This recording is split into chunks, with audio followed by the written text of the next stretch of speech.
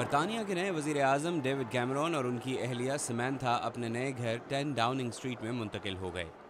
کئی دنوں کے سیاسی مذاکرات کے بعد ڈیوڈ کیمرون گزشتہ 70 سال میں برطانیہ کی پہلی مخلوط حکومت کے سربراہ بنے ہیں۔ I aim to form a proper and full coalition between the conservative. میں کنزرویٹو اور لبرل ڈیموکریٹس کے درمیان درست اور مکمل مخلوط حکومت بنانے کا ارادہ رکھتا ہوں۔ مجھے یقین ہے کہ ملک کو مضبوط، مستحکم اور اچھی حکومت، جس کی میرے خیال میں ہمیں سخت ضرورت ہے، دینے کا یہ صحیح راستہ ہے۔ کیمرون کے نائب وزیر اعظم لبرل ڈیموکریٹس کے سربراہ نک کلیگ ہیں۔ ان کی پارٹی کو حکومت میں کئی کیبنٹ نشستیں بھی ملیں گی۔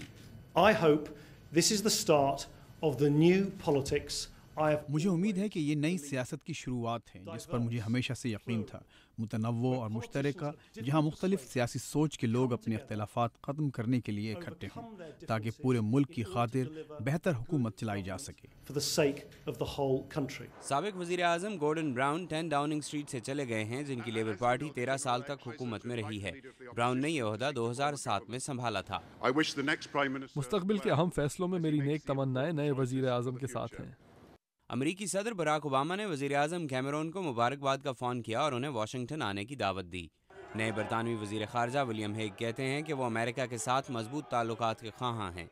معاشی ماہرین کو امید ہے کہ اس سیاسی جوڑ کا مطلب ہے مستحکم حکومت جو جلد برطانیہ کے 241 ارب ڈالر کے خسارے کے متعلق کچھ کرے گی۔ لندن اسکول آف اکنامکس کے ٹونی ٹراورز کہتے ہیں کہ مخلوط حکومت برطانیہ کے لیے مختلف قسم کی سیاست ہے۔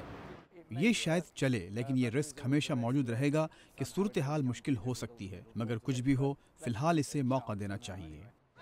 2 صدیوں میں برطانیہ کے کم عمر ترین وزیر اعظم اور ان کے ساتھیوں نے مخلوط حکومت بنا لی ہے۔